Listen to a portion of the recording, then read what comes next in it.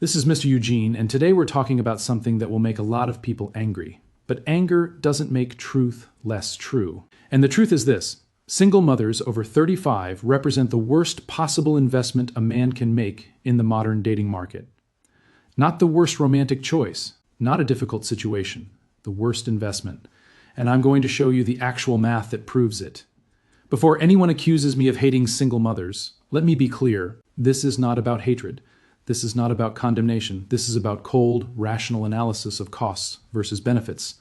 This is about showing men what they're actually signing up for when they commit to a woman with children from another man. Because the culture has spent decades telling men they should be grateful for the opportunity to raise another man's children. That being a stepfather is noble and honorable. That real men step up for single mothers. But nobody shows you the math. Nobody breaks down what you're actually providing versus what you're actually receiving. Nobody explains the financial cost, the emotional cost, the time cost, the legal liability, the relationship reality. So today, I'm showing you the math, the actual numbers, the real costs, the genuine asymmetry. And when you see it clearly, when you understand what you're being asked to provide versus what you'll receive in return, you'll understand why single mothers over 35 are the worst investment a man can make. Stay with me. This gets more brutal as we go deeper. The financial math, what it actually costs. Let me start with the numbers, because numbers don't lie and they don't care about your feelings. Direct financial costs. You're dating a single mother with 2 children. She's 37. The kids are 8 and 10. You get serious. You move in together or get married. Here's what you're now providing financially. Housing. You're paying for a house or apartment large enough for 4 people instead of 2. That's minimum 3 bedrooms. In most markets, that's $500 to $1,500 more monthly than you'd pay for housing yourself or with a childless partner. Over 10 years until the youngest turns 18, that's $60,000 to $180,000 in additional housing costs. Money you're spending to house children who are not yours. Food. 2 growing children eat a lot. You're not just feeding her, you're feeding her children. That's an additional $400 to $800 monthly in food costs depending on ages and appetites.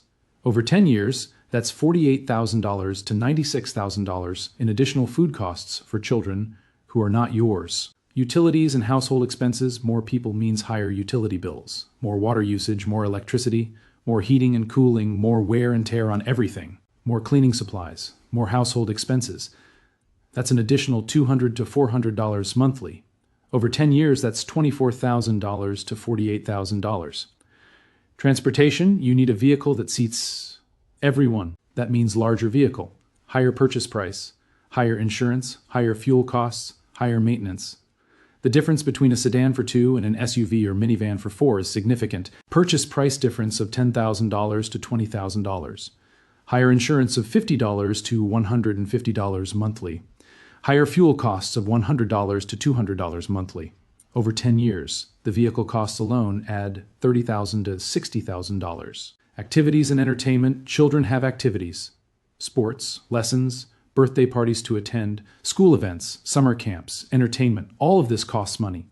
Even being conservative, that's $300 to $600 monthly. Over 10 years, that's $36,000 to $72,000. Clothing and school supplies. Children grow. They need new clothes constantly. They need school supplies, shoes, winter coats, all of it. That's $150 to $300 monthly. Over 10 years, that's $18,000 to $36,000. Healthcare. Even if she has insurance for the kids, there are copays, dental expenses, vision expenses, medications, unexpected medical costs. That's $100 to $250 monthly average. Over 10 years, that's $12,000 to $30,000. Vacations. If you want to take vacations, you're paying for 4 people instead of 2. Flights, hotels, activities, meals. Everything doubles or more. The difference is substantial. A vacation for 2 might cost $3,000. The same vacation for 4 costs $6,000 to $8,000. Take 1 vacation yearly. The additional cost over 10 years is $30,000 to $50,000. Add it all up. Let's use conservative middle estimates. Housing, $120,000 food, $72,000 utilities, $36,000 transportation, $45,000 activities, $54,000 housing, $45,000 foods, $40,000 total over its health care. children who already have a father, children who will never call you dad, children who can reject you at any moment with zero consequences. And this is conservative. Many men spend significantly more. The opportunity cost, but the direct costs are only part of the equation. There's also opportunity cost. Money you spend on her children is money you cannot invest elsewhere. $415,000 invested over 10 years at 7% average return becomes approximately $575,000. That's over $500,000 you're sacrificing to raise another man's children. Money that could have secured your retirement, could have bought investment properties, could have built generational wealth. Instead, it's going to support children who owe you nothing and whom you have no legal rights to. What you get for this investment. Now let's examine what you receive in return for this $415,000 investment. Her gratitude? Rarely. Most single mothers take your provision for granted. It's expected. You're supposed to provide because that's what men do. Her respect? No. Most single mothers lose respect for men who accept this arrangement. They see you as the backup plan, the man who accepted what better men rejected. Her best effort? No. You're getting a woman past her prime, with divided attention, with children who are her priority, with an ex-husband who's still in the picture. Her sexual enthusiasm? Absolutely not. Single mothers are notoriously the least sexually available women in the dating market. Too tired, too stressed. Kids might need something. Sex becomes rare and obligatory. Authority with the children? No. You're not their father. You don't get to discipline. You don't get to make major decisions. You get to provide resources, but you don't get authority. Legal rights to the children? Zero. If the relationship ends, you have no rights. No visitation, no custody, no relationship with children you helped raise and support for years.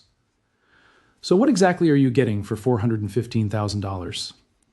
The privilege of supporting another man's children while receiving minimal appreciation, minimal respect, minimal intimacy, no authority, and no legal rights. That's not an investment. That's getting exploited. The time cost, what you're actually sacrificing money, is only one dimension. Time is another. And time is the one resource you can never recover. Your time is not your own. When you commit to a single mother, your time immediately becomes structured around her children's schedules, school drop-offs and pickups, evening activities, weekend sports, homework help, family meals that must happen at specific times because of children's schedules. Your flexibility disappears. Your spontaneity disappears. Your ability to do what you want when you want disappears. Everything revolves around children who are not yours. Want to sleep in on Saturday? Too bad. The kids are up at 7 a.m. and they're loud. Want a quiet evening? Too bad. The kids need dinner, need homework help, need attention. Want to take a last-minute trip? Too bad. Can't leave the kids. Can't disrupt their schedules. Your time is no longer yours. It belongs to her children. You're always secondary priority. Here's the reality nobody tells you. You will never be her first priority, ever. The children come first, always. If you need her attention and the kids need her attention, the kids win. If you need her time and the kids need her time, the kids win. If you want intimacy and the kids interrupt, the kids win. You are permanently the second priority, sometimes third or fourth after the kids and her job and her stress. This creates a relationship where you're constantly giving but rarely receiving, where your needs are always deferred, where you feel like you're earning scraps of attention when the kids allow it. The math on time. Let's quantify this. You have maybe 4 to 5 hours of waking time each weekday evening. With children in the house, how much of that is actually yours? Dinner, 1 hour. Homework and kid activities, 1.5 hours. Getting kids ready for bed, 0.5 hours. Kids finally asleep, 9 p.m. You get maybe 1 to 2 hours of adult time before everyone's exhausted. And that's only if nothing goes wrong, no one needs extra attention, no drama occurs. Weekends, similar. Kids dominate the schedule, their activities, their needs, their presence. You might get Saturday night after kids are in bed, maybe Sunday afternoon if you're lucky. Over a year, you're sacrificing approximately 2,000 to 3,000 hours to children who are not yours. Time you could spend building yourself, your career, your interests, your life. That's the equivalent of a full-time job. You're working a full-time job raising children who aren't yours, and you're paying for the privilege. The emotional cost, what it does to you. The financial cost is measurable. The time cost is quantifiable. The emotional cost is harder to measure, but equally destructive. You're never really part of the family, no matter how long you're there, no matter how much you provide, no matter how much you invest. You're not really family. You're mom's boyfriend or stepdad. You're the guy who's there now. You're not dad. You're not their father. You're the man their mother is with. This creates permanent outsider status in your own home. You're living with people who fundamentally see you as temporary, replaceable, external to the actual family unit. You feel it constantly. In how they talk about their dad, in how they resist your authority, in how they make it clear you're not really one of them. This outsider status is psychologically corrosive. You're providing everything a father provides, but receiving none of the emotional connection or respect a father receives.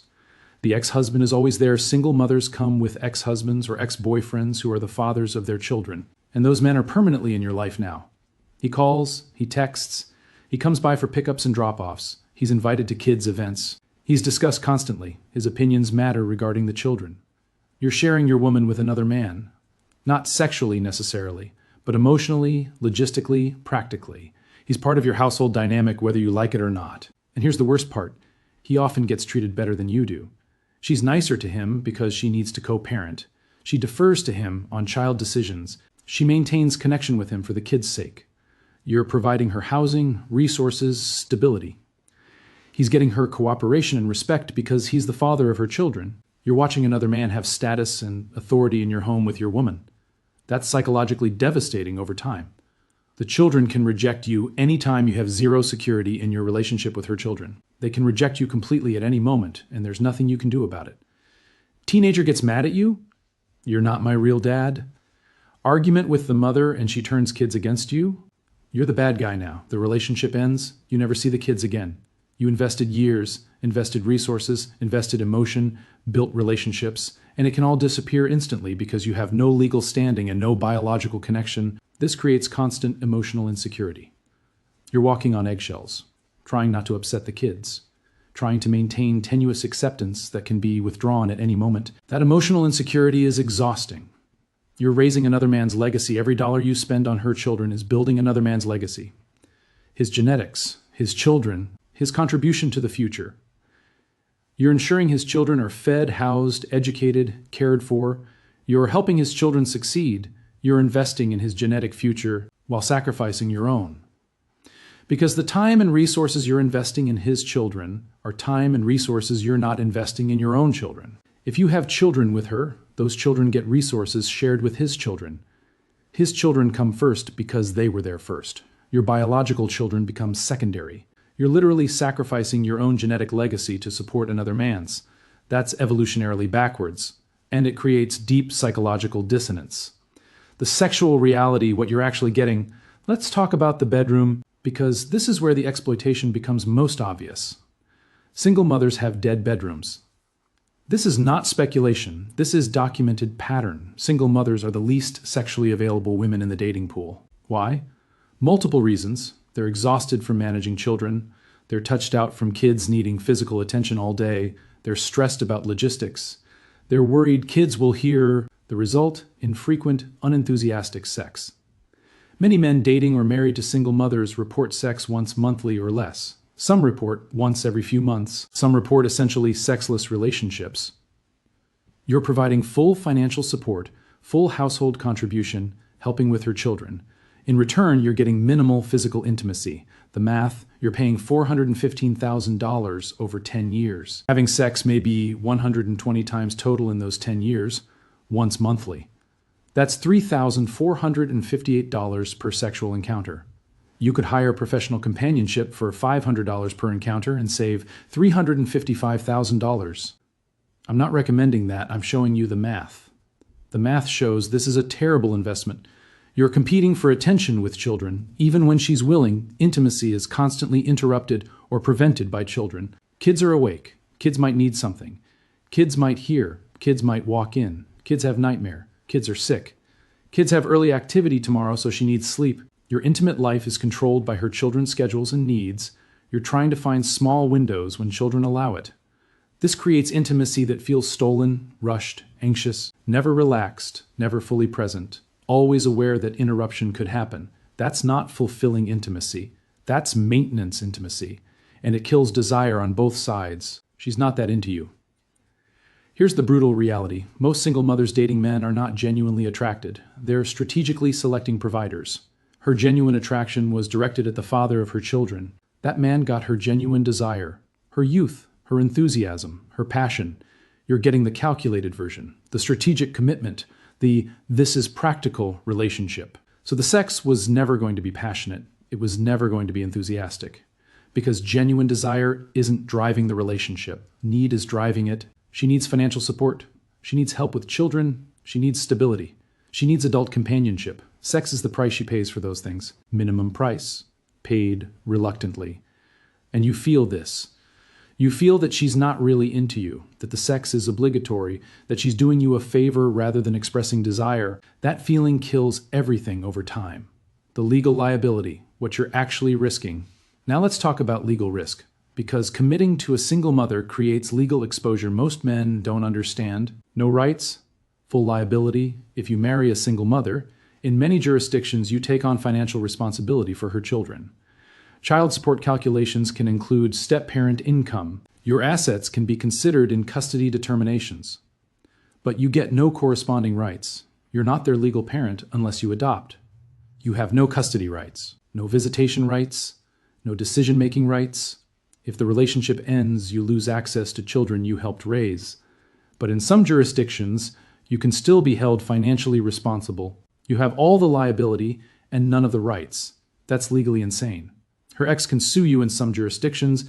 If you discipline her children and her ex-husband doesn't approve, he can pursue legal action against you for assault, for abuse, for overstepping.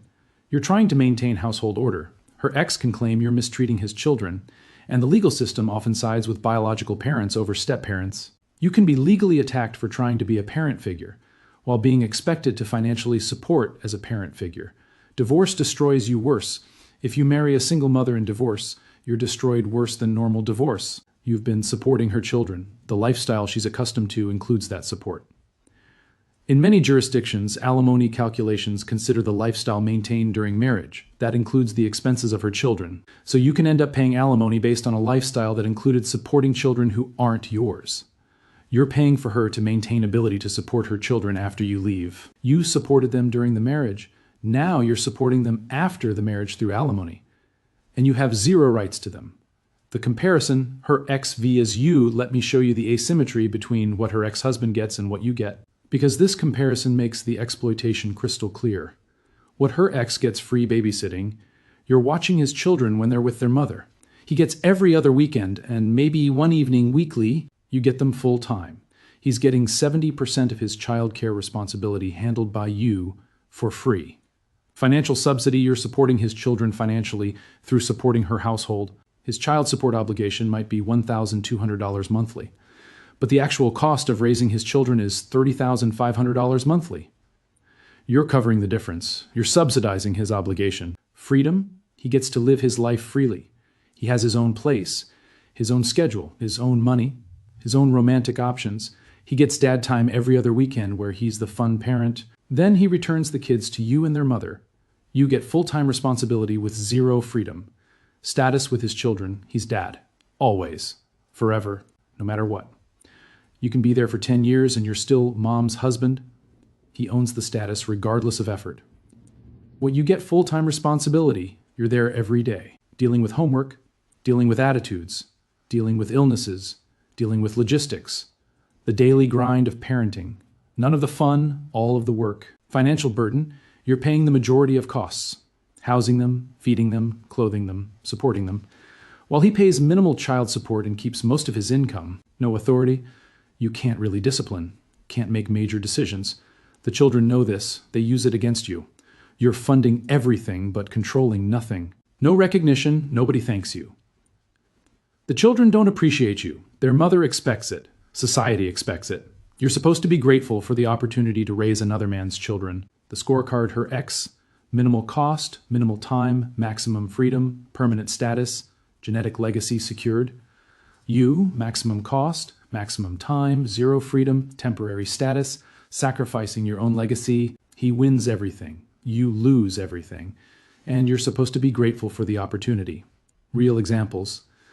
The pattern in action. Example 1. The financial destruction man, 42, dates single mother, 38, with two kids ages 7 and 9. They date for a year, move in together. He starts covering most household expenses because we're building a family. Over 3 years, he spends approximately $125,000 in additional costs. Housing, food, activities, vacations, everything. Year 4, she decides the relationship isn't working. She's not happy. She ends it. He's out $125,000. He has no relationship with the children he helped raise for 3 years. He has no legal recourse, no way to recover the investment. She moves on, finds another man. The pattern repeats. He spent $125,000 and 3 years for nothing, complete loss. Example 2, the authority problem man, 39, marries single mother, 36, with 11-year-old son. He tries to be a father figure, sets boundaries, maintains discipline, does what fathers do. The son resents him, constantly says, "You're not my real dad." The mother undermines his authority to keep peace with her son. After 2 years, the son's behavior is worse. The man has no authority. The mother has made it clear that her son's comfort matters more than their marriage. He's paying for everything, has zero authority, is being disrespected in his own home by a child he's supporting. The marriage is miserable. But leaving means divorce, losing half his assets, and probably paying alimony. He's trapped. Example 3, the ex-husband dynamic man, 44, dates single mother, 37, with 2 kids. The ex-husband is still very present, calls frequently, comes by regularly, has opinions about everything involving the kids. The man watches his girlfriend defer to her ex constantly.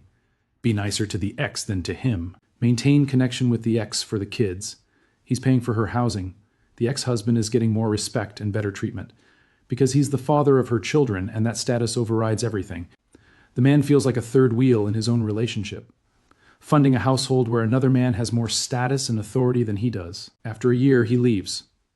Realizes he was being used as a provider while her ex maintained emotional connection. Why men accept this, and shouldn't the question remains, why do men accept this terrible deal? Why do they commit to single mothers knowing the math? Scarcity mindset. By their late 30s or 40s, many men feel their options are limited. They think single mothers are the only available women, so they accept a bad deal because they think it's the only deal. This is often false. There are other options, but scarcity mindset makes men settle. Manipulated by real men step up narrative, society pushes the narrative that real men step up for single mothers. That being a stepfather is noble, that you're a hero for accepting this role. This manipulation makes men feel good about accepting exploitation. They're doing the right thing. They're being noble. Meanwhile, they're being destroyed financially, emotionally, and psychologically. But they feel noble doing it. They love her, despite everything. The man genuinely loves her, hopes the relationship will work, believes love overcomes the practical problems. Love makes men accept situations their logic would reject. Love blinds them to the math, to the exploitation, to the terrible deal. They don't run the numbers. Most men never actually calculate the costs, never run the math, never see clearly what they're providing versus what they're receiving. If they did the calculation, if they saw the numbers clearly, many would walk away, but they don't calculate, they just feel. And feeling leads them into terrible investments, what the numbers actually show. Let me summarize the math clearly so there's no ambiguity. Over 10 years with a single mother with 2 children, financial cost, $415,000 minimum time cost, 2,500 hours yearly equal to 25,000 hours total sexual frequency, 120 encounters over 10 years emotional cost, permanent outsider status, relationship insecurity, competing with ex-husband legal liability, full financial responsibility, 0 rights authority, none recognition, minimal to none outcome if relationship ends, total loss, no rights to children, no recovery of investment. Compare this to remaining single, keep $415,000, keep 25,000 hours, full freedom, no emotional cost, no legal liability. Dating childless women, keep most of $415,000, keep most of 25,000 hours, potential for building actual family, no ex-husband, no divided loyalty, actual partnership potential. Having your own children costs similar money, but you're building your legacy, your genetic future. Children who are actually yours, status as father, legal rights as parent. The math is undeniable. Single mothers over 35 are the worst possible investment. Highest cost, lowest return, maximum risk, minimal benefit. What needs to change for men? Don't accept this deal. You deserve better than being someone's financial bailout. Better than raising another man's children. Better than being the backup plan. If you want children, have your own. If you want partnership, find a childless woman. If you want freedom, stay single. But don't accept the single mother deal. The math doesn't work. You cannot win. You can only lose less or lose more. Walk away. You're worth more than being exploited. Run the numbers first before committing to any woman, especially a single mother. Run the actual numbers. Calculate financial costs. Calculate time costs. Calculate opportunity costs. Look at the math clearly. If the investment doesn't make sense financially, it doesn't make sense, period. Love doesn't overcome mathematics. Require equal investment if you're going to commit despite the math. At a minimum, require equal investment from her. She needs to contribute financially equal to you. She needs to make your needs equal priority to children's needs sometimes. She needs to minimize ex-husband involvement. She needs to give you actual authority in the household. If she can't or won't provide these things, she's not offering partnership. She's offering exploitation. Walk away from exploitation. For single mothers, accept reality you chose to have children with a man who didn't stay. That was your choice. Those consequences are yours to bear. Expecting a good man to accept full financial responsibility for your choices while receiving minimal benefit is unreasonable. If you want a good man to commit, you need to offer actual value, not just access to a ready-made family that benefits you and costs him everything. Lower your expectations. Increase your contribution. Recognize that you're asking for an enormous sacrifice and provide proportional value. Or accept that good men with options will choose better investments. Final thoughts. The numbers don't lie. Single mothers over 35 are the worst investment a man can make. $415,000 over 10 years, 25,000 hours, minimal intimacy, no authority, permanent outsider status, competing with an ex-husband, full liability with zero rights, total loss if the relationship ends. This is not partnership, this is exploitation. This is a man being used as a financial and logistical solution to a woman's problem while receiving almost nothing in return. The culture tells you to be grateful for this opportunity, tells you real men step up, tells you you're noble for accepting this role. The culture is lying to you. You're being exploited. And the math proves it. You deserve better. You deserve someone who chooses you because they want you, not because they need a provider for their children. You deserve to invest in your own future, your own legacy, your own life. Not in subsidizing another man's children while he lives freely and you're destroyed financially and emotionally. Do the math. See it clearly. Walk away from bad investments. You're worth more than being someone's bailout plan. Drop a comment. Men, have you dated a single mother? Did you run the numbers? Did you walk away or commit? Let's measure how many men are living this reality versus how many walked away. Subscribe for the mathematical truth about modern dating that nobody else will show you.